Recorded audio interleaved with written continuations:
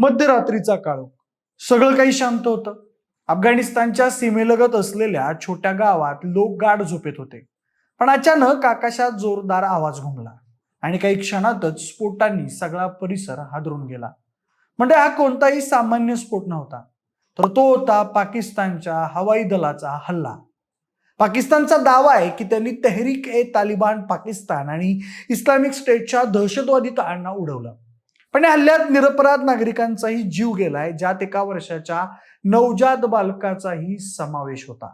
म्हणूनच यामुळे या हल्ल्यानंतर अफगाणिस्तान आता संतप्त झालाय आणि त्यांनी पाकिस्तानला प्रत्युत्तर देण्याचा इशारा दिलाय. पण प्रश्न हा आहे की एकेकाळी एकमेकांचे मित्र असलेले पाकिस्तान आणि अफगाणिस्तान आज एकमेकांवरच बॉम्ब का टाकतायत? अखेर या संघर्षामागचं खरं कारण काय आणि याचा भारतावर काय परिणाम होऊ शकतो, याचीच माहिती सांगणारा हा संपूर्ण व्हिडिओ. नमस्कार, मी प्रथमेश आणि तुम्हाला तर माहिती आहे आपला विषयच भारी. 22 फेब्रुवारी 2026 पहाटेची वेळ होती. अफगाणिस्तानच्या आकाशात एकामागून एक पाकिस्तानी लढाऊ विमानं तांडव करत होती. काही क्षणातच जोरदार स्फोट झाले आणि अफगाणिस्तानमध्ये एकच गोंधळ उडाला. भीतीचं वातावरण पसरलं. पाकिस्तानने कोणतीही पूर्वसूचना न देता अफगाणिस्तानमधील तब्बल 7 ठिकाणांवर हवाई हल्ले केले होते.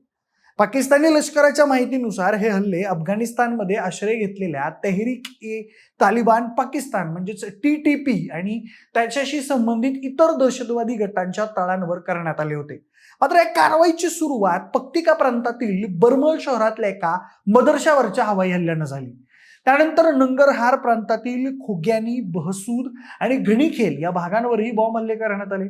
याशिवाय पक्तिका प्रांतातील अरगुण जिल्ह्यातल्या एका ठिकाणावर आणि TTPच्या फितना अल ख्वारिज तसेच Islamic state Khorasan province IS Khorasan याच्या दाएश खोरासान या दहशतवादी छावण्यांनाही लक्ष्य करण्यात आल्या.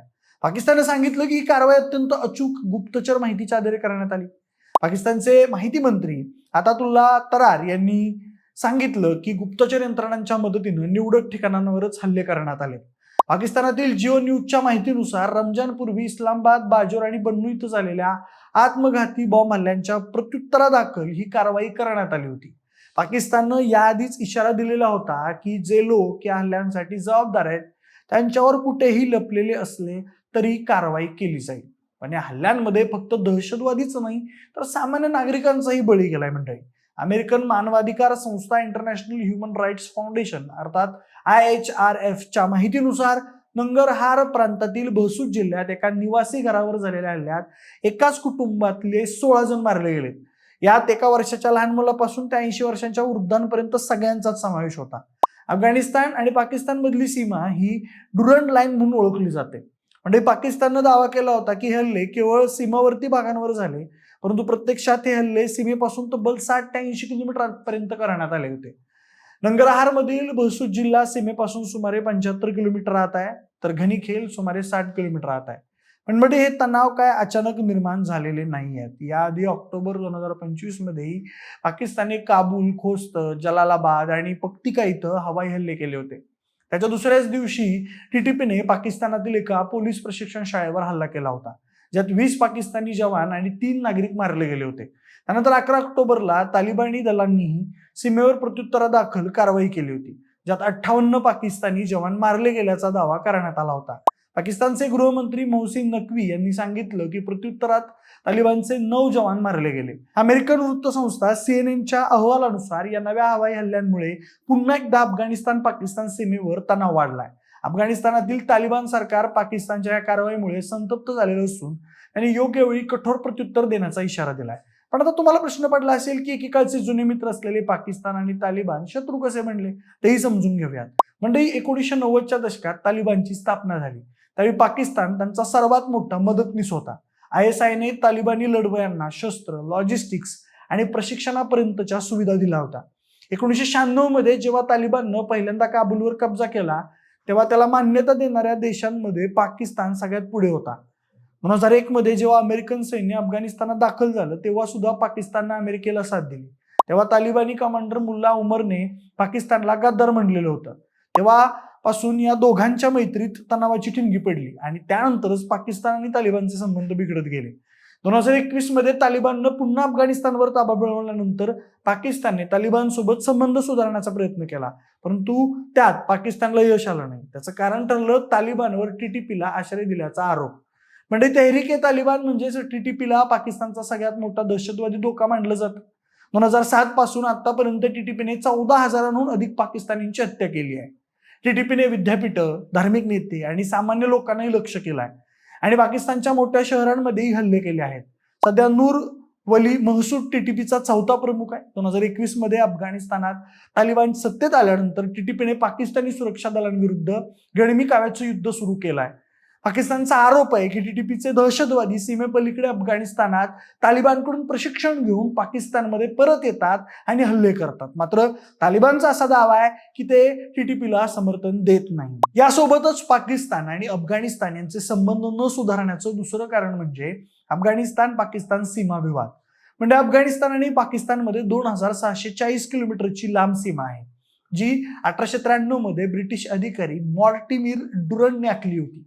अफगाणिस्तान तिला काल्पनिक रेषा मानतो आणि तिचा स्वीकार करत नाही. ही रेषा पश्तून आणि बलोच समुदायाच्या भागातून काढण्यात आली होती, ज्यामुळे या समुदायाचे लोक 2 देशांमध्ये विभागले गेले. तालिबानही याच कारणामुळे डुरन रेषेला नाकारतो.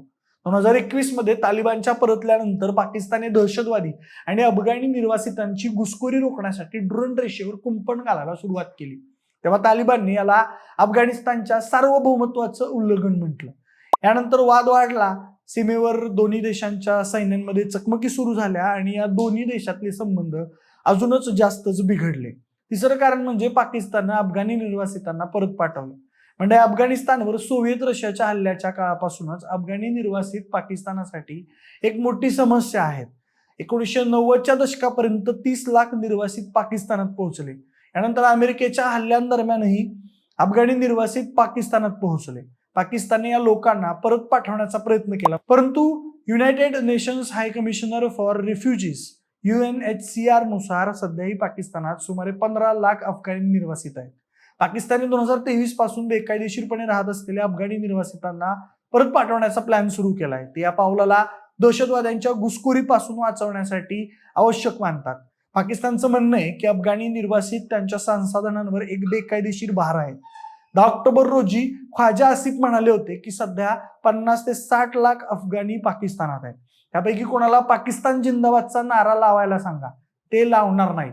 अफगाण्यांकडे पाकिस्तानचा पासपोर्ट आहे, ते व्यापारी बनले आहेत.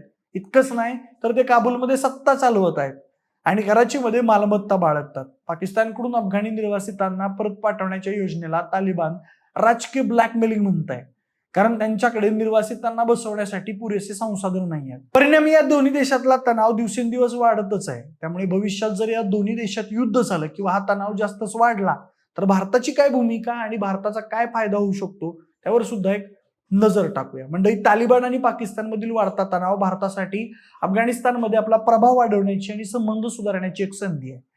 पण भारतासाठी एक आव्हान सुद्धा आहे की तालिबान आणि पाकिस्तानमधील हा संघर्ष संपूर्ण प्रदेशाच्या सुरक्षेला अस्थिर करू शकतो. भारत आधीच काश्मीरमध्ये पाकिस्तान समर्थित दहशतवादाचा सामना करतोय, त्यामुळे भारताला संघर्ष अधिक काळ चालावा असं वाटणार नाही. तालिबान जरी वैयक्तिकदृष्ट्या भारताचा पारंपरिक मित्र नसला तरी सुद्धा सध्याच्या परिस्थितीत त्याला असं वाटतं की भारतानं काबूलशी जोडलेलं राहावं, जेणेकरून त्याला भारताकडून आर्थिक, वैद्यकीय आणि तांत्रिक सहकार्य मिळू शकेल. त्यामुळे भारत देखील आपली भूमिका केवळ मानवीय मदत आणि आर्थिक मदतीपुरती मर्यादित ठेवेल आणि तालिबानला कोणत्याही प्रकारचा लष्करी सहकार्य देणार नाही. पण पाकिस्तानचा सामना करायचा असेल तर अफगाणिस्तानला भारतासह इतर देशांवर नक्कीच अवलंबून राहावं लागणार आहे. बाकी या संपूर्ण घडामोडींबद्दल, पाकिस्तान आणि अफगाणिस्तानच्या संबंधांबद्दल तुम्हाला काय वाटतं, तुमची मतं कमेंट बॉक्समध्ये नक्की सांगा. सोबतच विशेष बारीच्या आपल्या YouTube चॅनलला सबस्क्राईब करायला अजिबात विसरू नका. धन्यवाद.